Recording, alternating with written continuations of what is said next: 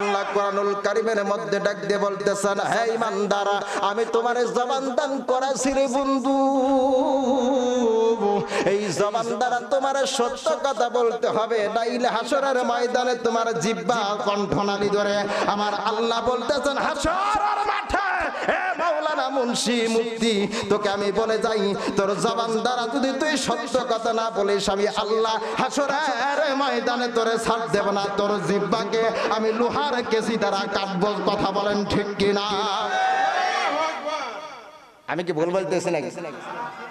আবার ভয় পেতে পাইছেন না যে পিছন থেকে আবার আসে নাকি না মামুর বেটার কথা কয় না বাবা, ঠিক দিবে ঠিক।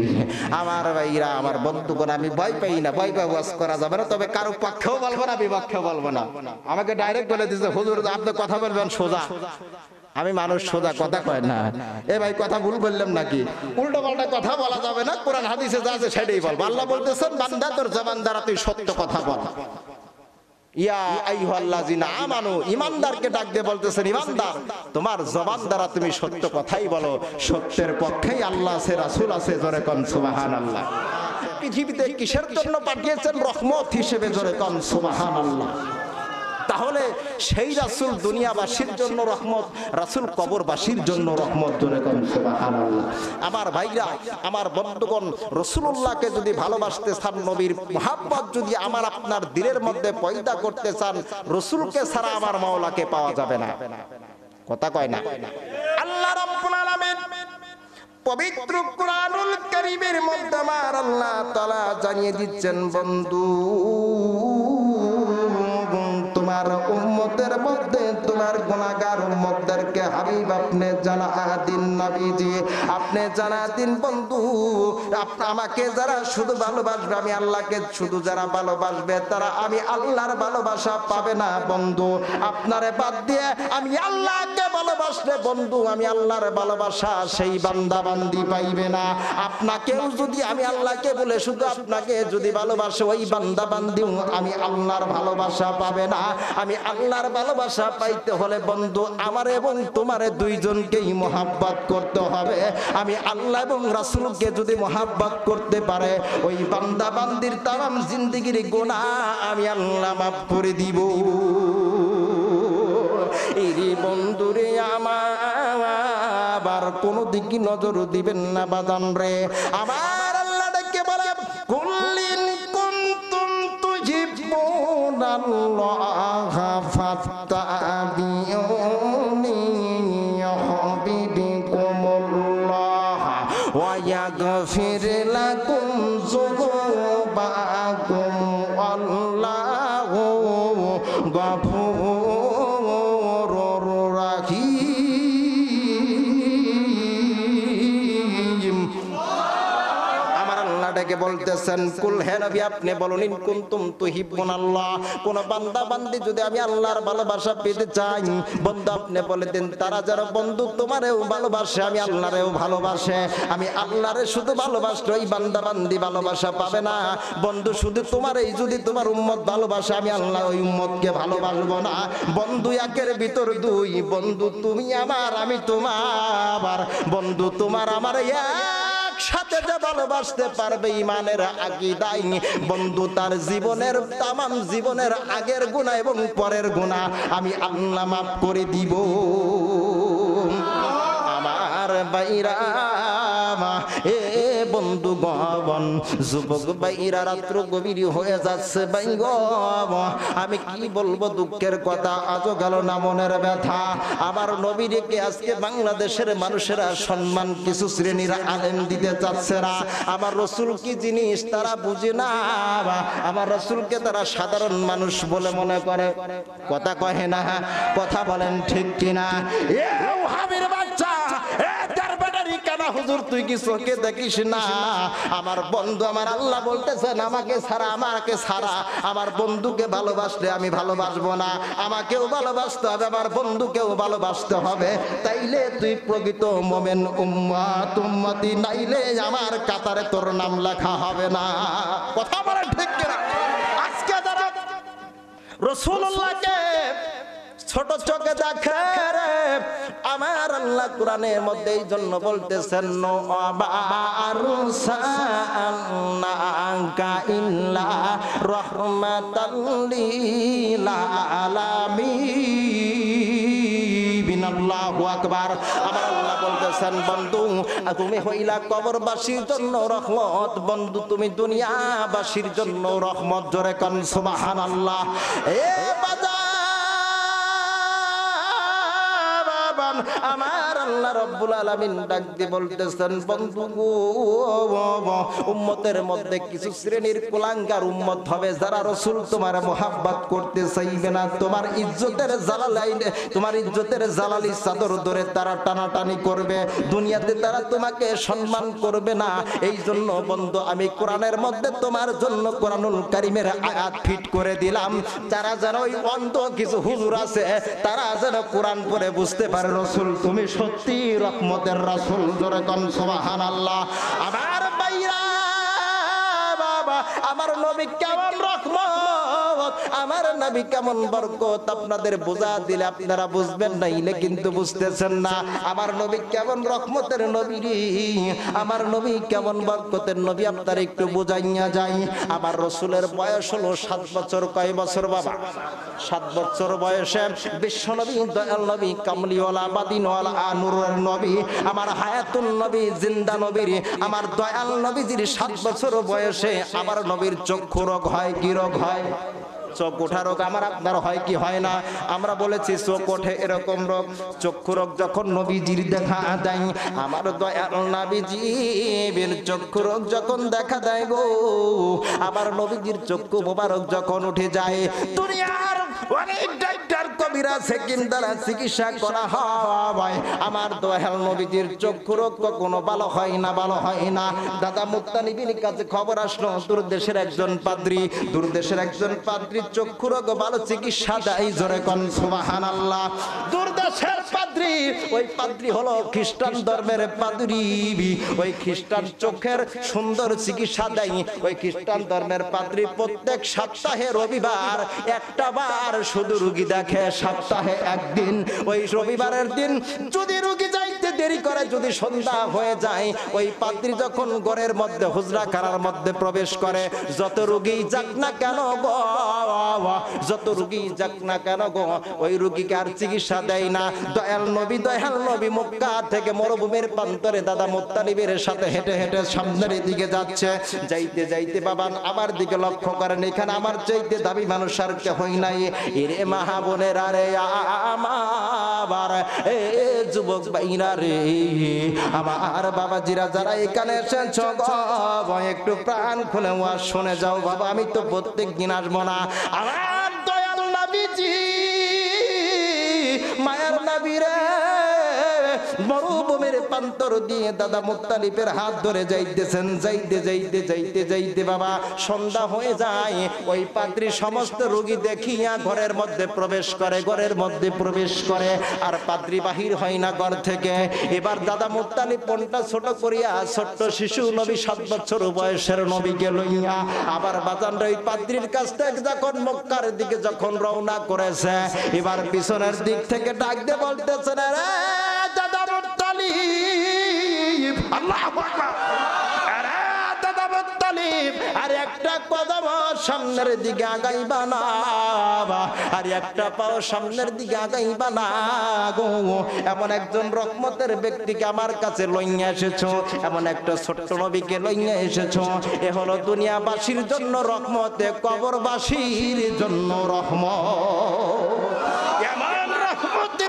আমার দরবারে নিয়ে এসেছ, এই শিশু নবীরে যদি আজকে আমি চিকিৎসা না দেই, আমার গোটা ঘর সহ আমি ইহুদি সহ আল্লাহর সিজদায় পড়ে যাব। আরে এমন একটা ব্যক্তিকে আমার দরবারে এনেছো, এই ব্যক্তির চিকিৎসা আমার দরবারে নাই, আমার দরবারে নাই। কারণ এই ছোট্ট শিশুর চিকিৎসা আমি পাত্রীর করার মতন ক্ষমতা নাই। এই ছোট্ট শিশুর থুতু মোবারক খানি চক্ষু মোবারকে লাগাইতে দেরি হইবে, আমার শিশু নবীর চক্ষু রোগ ভালো হইতে দেরি হবে না। আল্লাহু আকবার।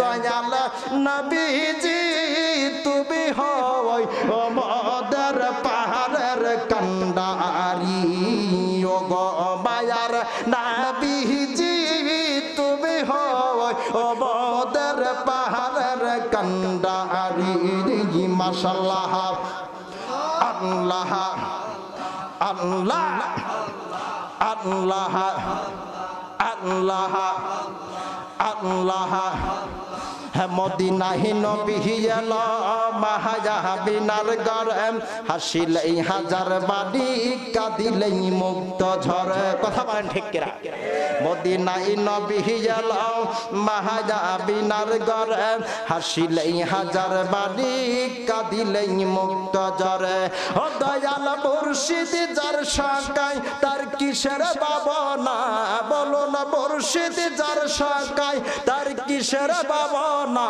আমার হৃদয় মাঝে কাবা নয়নে মদিনা আমার হৃদয় মাঝে কাবা নয়নে মদিনা আল্লাহুম্মা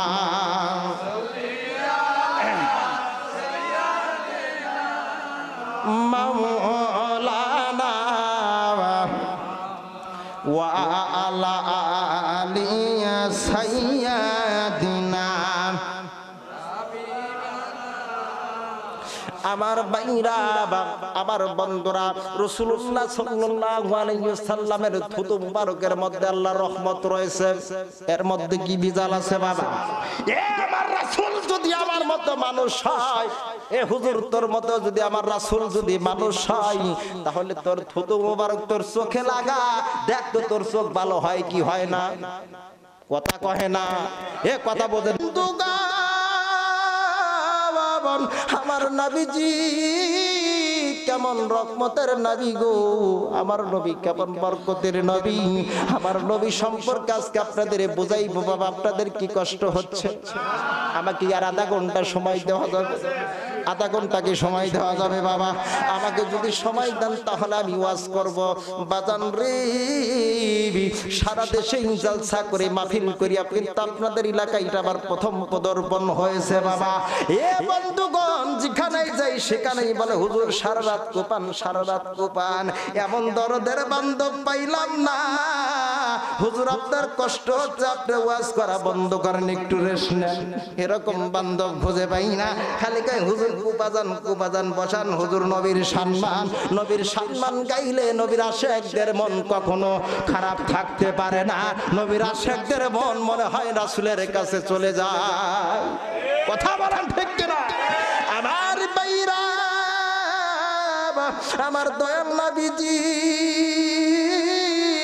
কেমন রহমতের নবী গো আমার নবী কেমন বরকতের নবী নবী সম্পর্কে বুঝাইবো গো আমার নূরের নবীজি সাহাবী বাজান এখন ইসলাম কবুল করে নাই বাজান এ বাজান হযরতে জাবের রাদিয়াল্লাহু তাআলা আনহু নবীজির সাহাবী এখনো জাবের ইসলাম গ্রহণ করে নাই তবে জাবের শুনতে পারে নবীজি নবী নাকি রহমতের নবী আমার নবীর কাছে যে কোনো মানুষ মনের মাকসুদ নিয়ে গেলে মনের একটা আশা নিয়ত নিয়ে গেলে নবীর দরবারে গেলে নাকি কবুল হয় জোরে কোন সুবহানাল্লাহ হযরতে জাবের এখন ইসলাম গ্রহণ করে নাই জাবেরের বাজান বাবা মারা যায় জাবেরের বয়স তখন বাজান যুবক বয়স 13 থেকে 14 বছর বয়স হবে কিন্তু জাবেরের বাজান বাবা মারা যায় যখন জাবেরের ঘরে বাজান 7টা যুবতী বোন থুয়ে তার বাবা ঋণগ্রস্ত অবস্থায় মারা যায় আমার দয়াল নবীর কথা জাবেরের কানে আসে যে ওই মক্কা নগরীতে এমন একটা রহমতের নবী আছে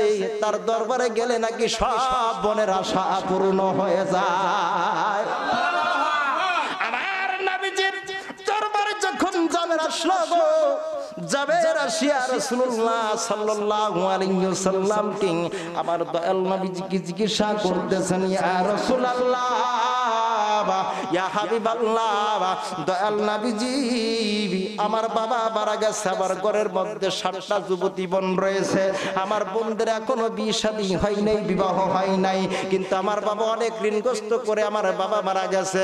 ঋণ পান আলা, ঋণ যারা পায়, যারা টাকা পাওনেওয়ালা, ওই টাকা পাওনেওয়ালারা আমার বাড়ির মধ্যে আসি আমার বোনদের উপর বাঁকা নজরে তাকায়। আমি জাবের তো সইতে পারি না, ইয়া রাসূলুল্লাহ ইয়া হাবিবাল্লাহ, কি করা যায়? আমার বাবা তো অনেক টাকা পয়সা ঋণগ্রস্ত, কি করা যায় এমত অবস্থায়? আবার দয়াল নবীজি জাবেরকে ডেকে বলতেছেন, জাবের তোমার বাবার কি তেমন কোন অর্থ সম্পদ নাই? বলে না হুজুর, আমার বাবার তো তেমন কোন অর্থ সম্পদ নাই, তেমন কোন ধন দৌলত অর্থ অলংকার নাই যেই টাকা পয়সা দিয়ে আমরা আমার বাবার ঋণ পরিশোধ করব। তবে আমার বাবার একটা খেজুরের বাগান আছে, ওই বাগান ছাড়া আমার বাজানের আর কিছুই নাই। চিৎকার মেরে কোন মারহাবা।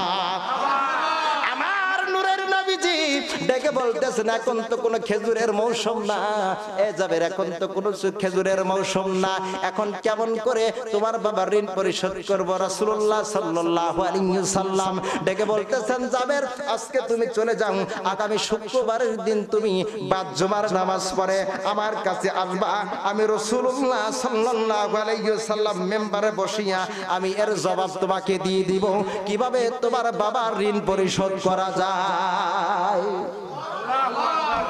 রাসূলুল্লাহ সাল্লাল্লাহু আলাইহি ওয়াসাল্লাম যখন এই কথা বললেন, এবার জাবের চলে গেলেন বাড়িতে। এবার পরে শুক্রবারে জুমার নামাজের পরে রাসূলুল্লাহ সাল্লাল্লাহু আলাইহি ওয়াসাল্লামকে আমার দয়াল নবীজির কাছে এসে বলতেছেন, ইয়া রাসূলুল্লাহ ইয়া হাবিবাল্লাহ, নবীজি ইয়া রাসূলুল্লাহ ইয়া হাবিবাল্লাহ, আপনার দরবারে এসেছি, নবী আমাকে এবার ফয়সালা দেন। আমার দয়াল নবী ডেকে বলতেছেন, যাবে আমি তোমার বাবার কাছ থেকে যত মানুষ যত ঋণ পান পাও, যত টাকা পয়সা পায়, তুমি বলো আগামী সপ্তাহে আগামী শুক্রবারে, মানে সামনের শুক্রবারে বাজান, আমি সমস্ত টাকা পয়সা তোমার বাবার সমস্ত ঋণ পরিশোধ করে দেব। তুমি বাড়িতে চলে যাও, তোমার কোনো টেনশন নাই। তুমি বাড়িতে যাইয়া তোমার বাবার বাগানে দেখবা আমি রাসূলুল্লাহ সাল্লাল্লাহু আলাইহি ওয়াসাল্লাম আল্লাহর দরবারে আমি দোয়া করে দেব। আমি নবীজির দোয়ার ওসিলায় ওই গাছের মধ্যে বিনা সিজনে গাছের মধ্যে ফুল আসবে, আর ফুল থেকে ফল 1 সপ্তাহের মধ্যে পেকে যাবে। জোরে কোন সুবহানাল্লাহ। জাবের তোমার কাজ হলো 1 সপ্তাহের মধ্যে ওই খেজুর গাছে খেজুর যখন আসবে, খেজুরগুলো তুমি কাটবা, কাটবার পরে একটা স্তূপ করবা, পালা যেরকম খেরের পালা বাজান দেয় গ্রাম্য ভাষায় যাকে বলে বাজান স্তূপ দেয় যাকে বলে, ওই খেরের পালার মতো পালা দিবা, খেজুর সমস্ত খেজুর কাটবার পরে পালা দিবা। পালা দিবার পরে বাবাজি আমার বিশ্ব নবী, দয়াল নবী, মাহার নবী, কামলিওয়ালা নবী, আমার নূরের নবীজি ওই জাবেরের বাড়িতে যখন আসলো, আসবার পরে জাবেরকে বলতেছেন, জাবের রে, তোমার বাবার কাছ থেকে যত লোক টাকা পয়সা ঋণ পাওনা পায় সমস্ত লোক কি এসেছে এখানে? বলে এসেছে নবীজি, সমস্ত লোক এসেছে। আমার দয়াল নবীজি ওই খেজুরের স্তূপের উপর নবীজি, দয়াল নবীজি বিসমিল্লাহ বলে উঠে পড়লো। উঠে পড়বার পরে জাবের বলতেছেন, জাবের বলতেছেন, একে একে আমি নবীজির কাছে পাঠায়া দাও। আমার নবীজি বিসমিল্লাহ বলে যত টাকা পায় টাকা অনুযায়ী তাদেরকে খেজুর দিয়ে দেয়। জোরে কোন সুবহানাল্লাহ। খেজুর টাকার পরিমাণে খেজুর দিয়ে দেয়। দেবার পরে সমস্ত ঋণ পাওনাওয়ালারা খেজুর নিয়ে যার যার মতো বাড়িতে চলে গেল। যাবার পরে এবার জাবেরকে ডেকে বলতেছেন, জাবের তোমার বাবার কি সমস্ত ঋণ পান পরিশোধ হয়েছে? ইয়া রাসূলুল্লাহ ইয়া হাবিবাল্লাহ, দয়াল নবী গো, আমার সমস্ত বাবার টাকা ঋণ পরিশোধ হয়ে গেছে। এবার নবীজি বলতেছেন, জাবের তুমি এই খেজুরের স্তূপের উপর তাকাও, দেখো তো একটা খেজুর কি কম পড়েছে? জাবের বলে, না ইয়া রাসূলুল্লাহ ইয়া হাবিবাল্লাহ, একটা খেজুর তো কমে নাই, একটা খেজুর তো এখান থেকে হারাইয়া যায় নাই। জাবের বলতেছেন যখন এই কথা, আমার দয়াল নবী বলে, রে জাবের তোরা চিনতে পারিস নাই, আমি রাসূলুল্লাহ শুধু দুনিয়ার রহমত নয় রে, আমি রাসূলুল্লাহ আখিরাত ইহকাল পরকাল এই জগৎ পরর জগৎ সমস্ত জগতেরই বাদশা, আমি মুহাম্মাদুর রাসূলুল্লাহ। আমরা সেই রাসূল চাইতে চাই না, আমরা সেই নবী চাই কি চাই না? নবীর বিরুদ্ধে কেউ কথা বলতে আসলে তার বিন্দু পরিমাণ বাংলার মাটিতে ছাড় নাই, কথা বলেন ঠিক কিনা? বুকের তাজা রক্ত দিয়ে জিহাদ করব, নবীর দুশমনদেরকে বাংলার জমিন থেকে উৎখাত করব ইনশাআল্লাহ। রাজি আছেন তো আপনার, নাকি ভয় পাচ্ছেন? এই বাবা, আমি তো রাজনৈতিক কোনো ওয়াজ করতেছি না, আমি একদম শানের মানের উপর ওয়াজ করতেছি, নবীর শান বলতেছি, নবীর হাকিকতের ওয়াজ করতেছি। কথা বলেন না কেন বাবা? ওয়াজ কি চালাবো নাকি বন্ধ করে দাও? নূরের নবী দয়াল নবীজি ডেকে বলে, জাবের রে, ও জাবের, এবার এই যে খেজুরের স্তূপ বেঁচে গেল, এই খেজুরগুলো বিক্রি করিয়া তোমার সমস্ত যুবতী বোনদেরকে ধীরে ধীরে বিবাহ বন্ধনে আবদ্ধ করে দাও, শরীয়তের মধ্যে বিয়ে শাদী দিয়ে দাও। এবার জাবের যখন বিয়ে শাদী তার বোনদেরকে শেষ করে দিল, দেবার পরে বাবা আমার নবী হলেন রহমতের নবী, খান থেকে প্রমাণ হয় কি হয় না বাজান? নবী রহমত প্রমাণ হয় কি হয় না? তাহলে আশেকের দিলের মধ্যে রাসূল থাকে, কথা বলে না কে? কথা বলেন ঠিক কে? আশেকের দিলের মধ্যে রাসূল থাকে। মানুষ কয় আল্লাহ কোনে, এই বেটা আল্লাহ কোনে, তুই কি জানোস আল্লাহ কোনে? আল্লাহ মুমিনের কলবের মধ্যেই থাকে, রাসূল মুমিনের কলবের মধ্যেই থাকে। আল্লাহ রাসূল মানুষের চাইতে দূরে নয়। আল্লাহ রাসূল তোমার কাছ থেকে যেই দিন চলে যাবে, সেদিন তুমি পৃথিবীতে আর থাকার অধিকার রাখো না। চিল্লা কথা কোন ঠিক কিনা আমার বাইরা? বর্তমান সুদ ঘুষে পড়ে গেছে আমার এলাকা, কথা কয় না কে? কথা কয় না কে? সুদ ঘুষে পড়ে গেছে বর্তমান আমার দেশের মুসলমানেরা। বর্তমান কয় 1000 টাকা লাগাইলে বাজান এত টাকাই বাবা, 1 লাখ বছরে আর 1 লাখ, কয় না কে কথা? সুদ খাওয়া বন্ধ কর, নাইলে গু বেশি করে খা। ঠিক। এই সুদখোরের বাচ্চারা সুদ কেমনে খাস? আল্লাহ রাসূল বলতেছেন সুদ খাওয়ার নিজের মায়ের সাথে জিনা করা সমান। সেই সুদ কাবা করে খায়, তোর পাঁচ পড়াটা কি এক কথাও কয় না আমি গু খাই নাকি হারাম খাই নাকি আগুন খাই। সুদখোরের বাচ্চারা বেশি বেশি করে সুদ খা। সুদের থেকে তাড়াতাড়ি দ্রুত ফিরে আয় যদি বাঁচতে চাস, কারণ এই জবান মিথ্যা বলা টাকা দিয়ে জবানের টাকা ঢুকাইছিস, জবান নষ্ট হয়ে গেছে, কথা কয় না কে? আগের মুসলমানরা নবী রাসূলরা দোয়া করলে আল্লাহর আসমান পর্যন্ত দোয়া পৌঁছায়, আর এখনকার মসজিদের ইমাম সাহেব দোয়া করলে মসজিদি ছাদের উপর ওঠে না দোয়া। কথা কয় না, কথা কয় না, আরে জোরে কোন কথা ঠিক নিবে ঠিক? কারণ হুজুর খাইতেছে বর্তমান ওই সুদের বাড়ির দাওয়াত। ঠিক। এ খাই কি খাই না ভাই? কথা কি ভুল বলছি? কষ্ট পাচ্ছেন আমার কথায়? আপনারা কি দুঃখ পাচ্ছেন? বাবা আমি কথা বলবো, স্টেট কাট কথা বলবো। বিপদ কেমনে হয়ে গেছে? মসজিদের যদি ক্যাশিয়ার সাহেব যদি সুদ খায়, হুজুর ওই সুদের ওয়াজ করতেছে না, কারণ করলে চেয়ার থাকে না। হুজুরের কথা কয় না গে। মসজিদের সভাপতি একটু আইলঠেলা স্বভাব, কথা কয় না। মসজিদের সভাপতির একটু আইলঠেলা স্বভাব, ওই হুজুর আইলঠেলার বিরুদ্ধে ওয়াজ করে না, কারণ ইমামতি তো থাকবেন না। কথা কোন ঠিক না বা ঠিক আমার বাইরা? যত দোষ হয়ে গেছে বর্তমান হুজুরদের জন্য, কারণ হুজুররা বর্তমান এক রাস্তায় হুজুররা নাই। বাংলাদেশের হুজুররা হাজার হাজার রাস্তায় পাহা দিয়েছে, এর কারণে হুজুরদের মার খাওয়া বর্তমান শুরু হয়ে গেছে। মায়ের আরো খাইবে যদি তওবা করে খাঁটি পথে না আসো। কথা বলেন ঠিক না আমার ভাইরা? আমার বন্ধুগণ, আমি দাত্রহীন কণ্ঠে বলে যেতে পারি, বাংলাদেশের বর্তমান আলেম ওলামার কারণে, এক শ্রেণী আলেমের কারণে হাজার হাজার আলেম জেল খাচ্ছে, বন্দুকের গুলিতে তার বুক যাত্রা হচ্ছে। এক শ্রেণী আলেমের কারণে এক শ্রেণীর আলেম সম্মান পাচ্ছে না দেশে।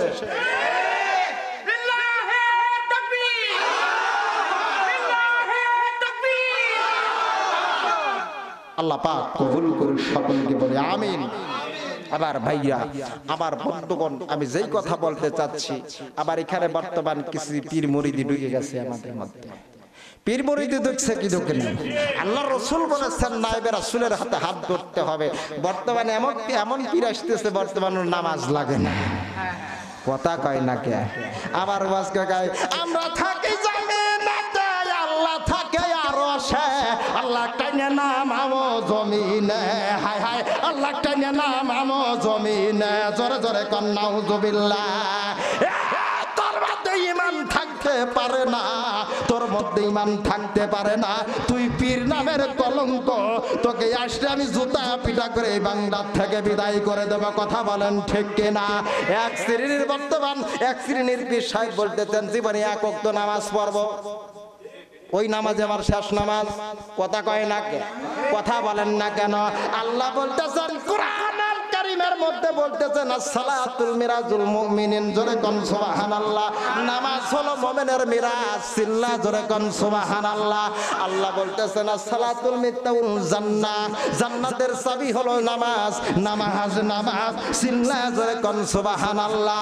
আমরা পাঁচ ওয়াক্ত নামাজ পড়ে সার্টিফিকেট পাবো কি পাবো না আমার মনের মধ্যে ভয় হয় আর তুমি জীবনে একবার নামাজ পড়ে তামাম জীবনের গুনাহ মাফ করবে চাও আবার উরাই কয় আমার ঈমান তাজা কথা কয় না খা আমি কই তোর তো ঈমান কি আছে তোর মধ্যে ঈমানের ভিতর ছাই আছে আর গু ভরা আছে কথা বলেন ঠিক কি না আমার ভাইরা আমার বন্ধুগণ আমি পীরের বিরুদ্ধে হক্কানি পীর জারদার বিরুদ্ধে আমার কোনো ফতোয়া নাই কিন্তু বর্তমান কিছু নামদারি পীর বের হয়েছে নামের উপর ভণ্ডামি করে খাইতেছে দেশ বিদেশে সবর করে খায় ওরে বউ আল্লাহ ওদের বাড়িওয়ালা পীর সাহেবের বাড়িওয়ালা আরেকজন পাউটি পায় ওই পাউটি বেটিবে মুরিদ বানায় বউ দিয়ে পাউটি পানের পর ওই লোকে পীর সাহেবের কাছে মুরিদ বানায় এবে পীরের উপর জুতোর বাড়ি ফরজ আছে কিনা নাই ভাইরা আমার বন্ধুগণ আমার আমার আল্লাহ কোরআনে বলতেছেন না আলা ইন্না আউলিয়া লা খাউফুন আলাইহিম ওয়ালা হুম ইয়াহজানুন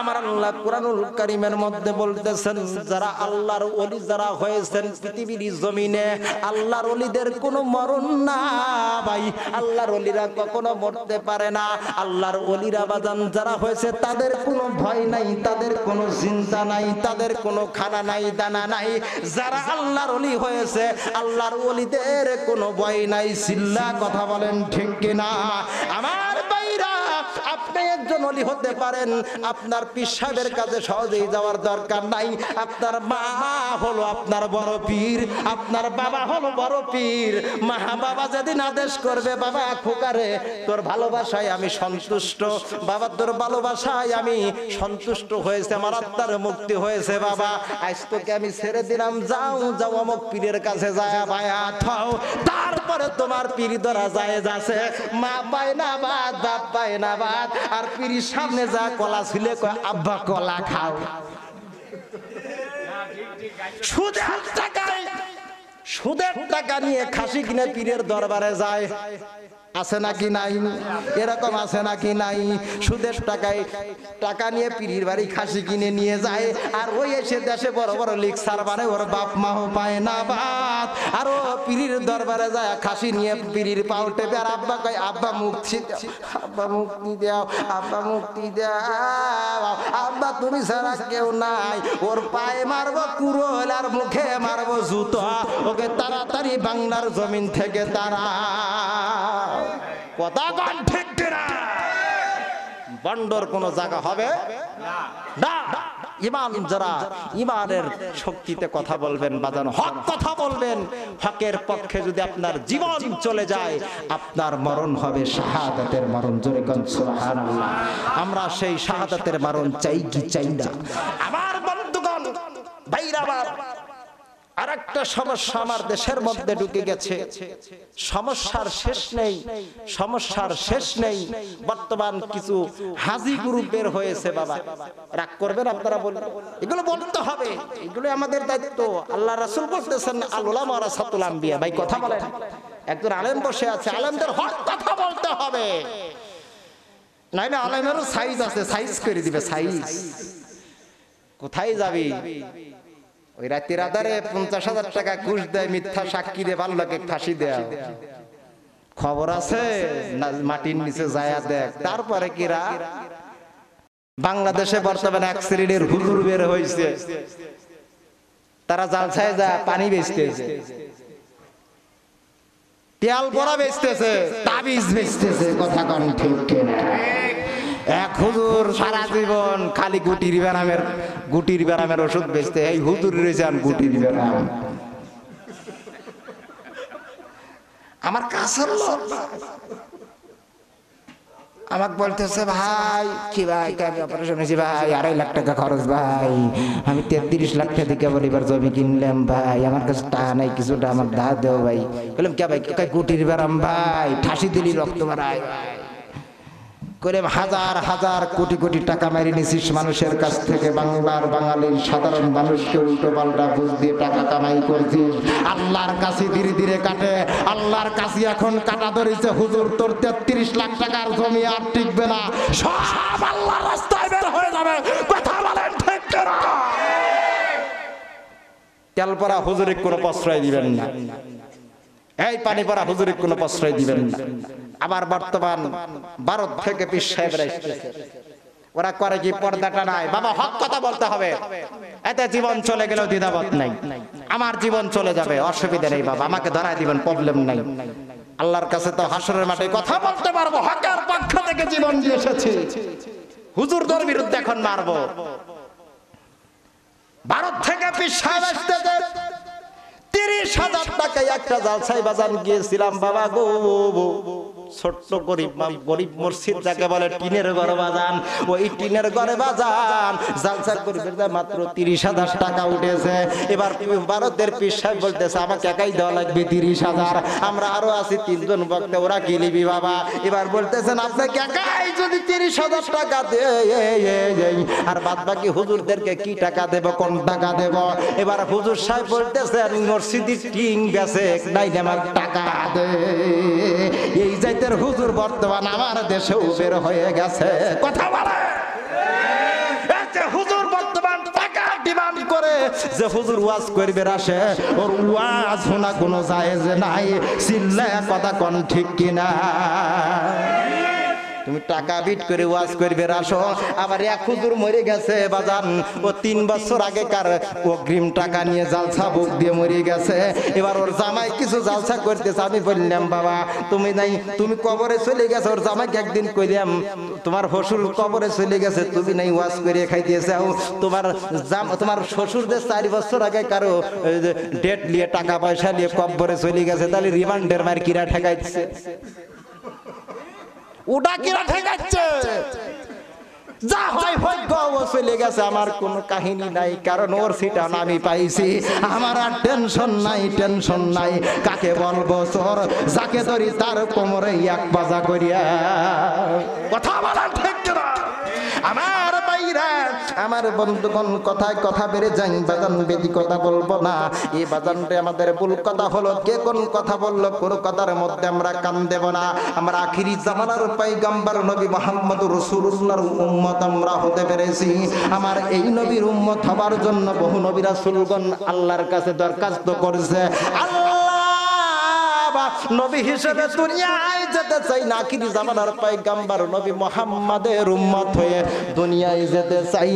এরকম বহু নবী রাসূল আল্লাহর কাছে দোয়া করেছে। কথা বলেন ঠিক কিনা? বাজান রে, ঈসা রুহুল্লাহকে আবার আল্লাহ তাআলা তুলে নিয়েছেন। বাজান রে, বর্তমান 3য় আসমানের উপর ঈসা রুহুল্লাহ আছে। বর্তমান আমার আল্লাহ ঈসাকে পৃথিবীতে নবী হিসেবে পাঠাইতে চাইছিল। ঈসা আলাইহিস সালাম বলতেছেন না আল্লাহ, আমি নবী হয়ে দুনিয়াতে যেতে চাই না, আমি আখিরি জামানার পয়গম্বর নবী মুহাম্মদ রাসূলুল্লাহর আমি উম্মত হয়ে দুনিয়ায় যেতে চাই।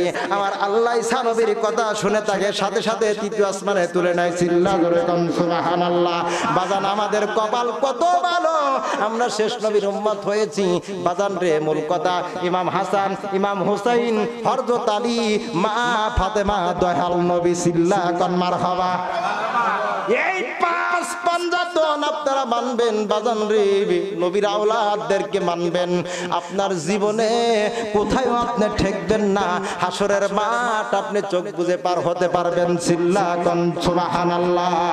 বাজান আমি আমার একটা যুক্তি দেই বাজান, আমার দেশের প্রধানমন্ত্রী যদি এই বেড়া গ্রামে যদি জনসভা করতে আসে বাজান, তাহলে তার সাথে কিন্তু পুলিশ থাকবে, র্যাব থাকবে, আর্মি থাকবে, চার ডিফেন্সের ফোর্স থাকবে, থাকবে কি থাকবে না? তাকে সিকিউরিটি দিয়ে কিন্তু জনসভার মধ্যে আনবে বাজান। এ বাজান আমি অনুরূপ ভাবে বলতে চাচ্ছি এই কথা, আখিরি জামানার পয়গাম্বার আমি আপনি হয়েছি, আমাদের হাসরের ময়দানে কিন্তু এরকম জনসভা হবে কি হবে না?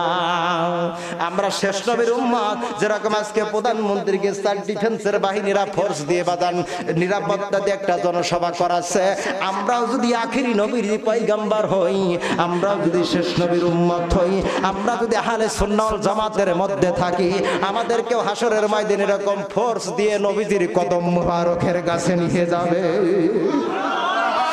হে ভাইরা, আর আমি যদি আমার নবীর দলের কর্মী যদি না হই, আমি যদি সুন্নির মধ্যে না থাকি, আমি যদি ওয়াহাবি খারিজির মধ্যে চলে যাই, আমাকে বাজান রে, আমার বউকে যদি আমি জনসভার মধ্যে ছাইরে দিলে যেরকম চিমটে দিবি, কেউ পায়ে কেউ দিয়ে ফেলা দিবি, কথা কয় না কে? আর প্রধানমন্ত্রীর কি দেওয়ার সাহস আছে? সেগুলো মহিলা মানুষ, তার কাছে তার মতো শক্তি কারণ নাই, কারণ তার ক্ষমতা আছে, কথা কয় না কে? আর আমার বউকে যদি আমি কোনো জনসভায় পাঠাই, বাবা কোনে পাঠাইছিলে, দেওয়ার চিমটে চিমটে খাল তুলেছে, কথা কয় না। আবার ভাইরা রে, আমি এইটাই বোঝাতে চাচ্ছি গো, আখিরি জামানার পয়গম্বর নবী মুহাম্মদের উম্মত হয়ে যদি কবরে যেতে পারো, সুন্নির কাতারে যদি থাকতে পারো, তাইলে তোমাকেও চার বাহিনীর ফোর্স দিয়ে নবীজির কদম মুবারকের কাছে নিয়ে যাবে। জোরে কোন সুবহানাল্লাহ। আমার ভাইরা, কেন এই কথা বলতে চাচ্ছিলাম, এ বন্ধুগণ, আবু বকর সাইয়্যিদিনা আবু বকর নবীর বয়োজ্যেষ্ঠ সাহাবী, জোরে কোন সুবহানাল্লাহ। আবু বকরকে দয়াল নবী একদিন একটা আংটি মোবারক আবু বকরের হাতে তুলে দেয়, জোরে কোন সুবহানাল্লাহ।